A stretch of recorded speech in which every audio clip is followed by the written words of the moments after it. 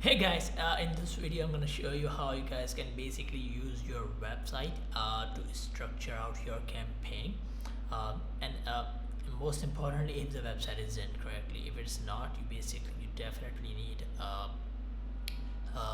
you definitely need to ask client if he's specifically giving you the service that he wants to basically advertise, because there are mostly a lot of services that basically each company has to offer, but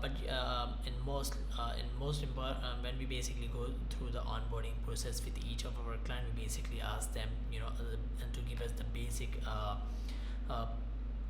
the revenue stream, the basic revenue idea, of which service is basically going to drive a most amount of traffic, and then we basically after the keyword research and the whole process, we basically suggest them, which campaign are going to be profitable, or which service can be we can basically give them a try or not. So yeah, I'm gonna hop into my screen, and hopefully and will guide you to one of my existing clients website, uh, to how to structure the the campaign. So yeah, let's dive in, and I'll see you on the other side.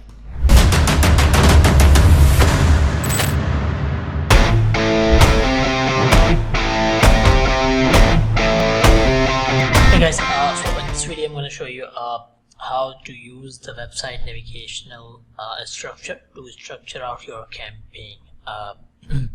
So this is one of the websites that I have open right now, and I'm gonna share the example how I would go about it to creating the campaign structure. First of all, I would only break the campaign if the location is different, or the targeting area is different. I would never break the campaign based on the different services, because then it gets really complicated, and there is a whole lot of stuff in the campaign that you basically need to see. So yeah, that's how I would go about it. So for instance, I have this website open, and there have like garage door repair service, door resizing, loading door dock, loading dock doors, and they have a couple of more services, garage door opener and all that.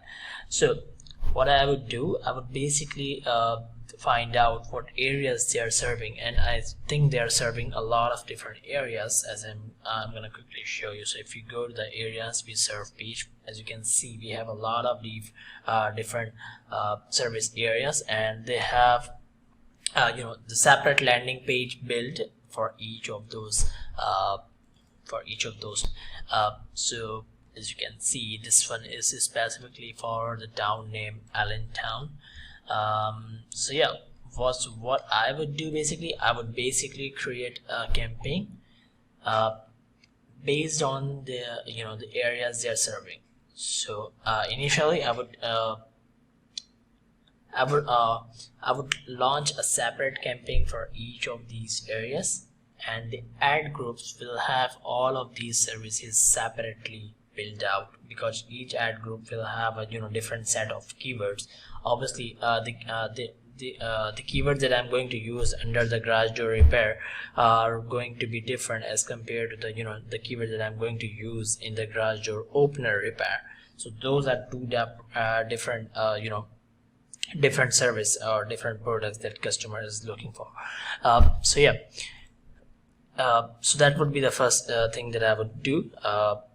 I would basically break down the campaign based on the different areas, because that would make and you can basically test out these different things. Whatever make more sense to you, you can basically go with it, but that's how I basically do it. And what I've basically seen to be working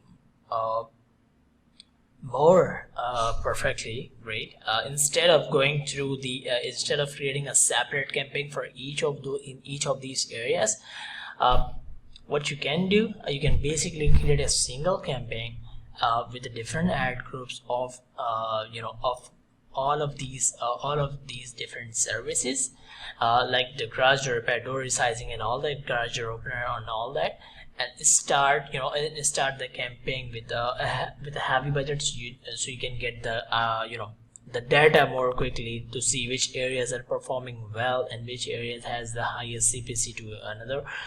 That way you can start optimizing the campaign on the go. That way you will have and the more conversion data your campaign will have, the quicker is going to be the optimization process, and the quicker is going to be more profitable. Instead of going through instead of creating the campaign by each different location. I used to do that because I used to have my content writer write the different ad copies based on those different locations. Like for instance, garage door repair in Allentown, garage door repair in Bedminster. So this was used to be the headline in the ad copies, and it definitely helped me out increasing the click-through rate, which was a great sign. But when I ended up running an experiment as compared to the other locations and the whole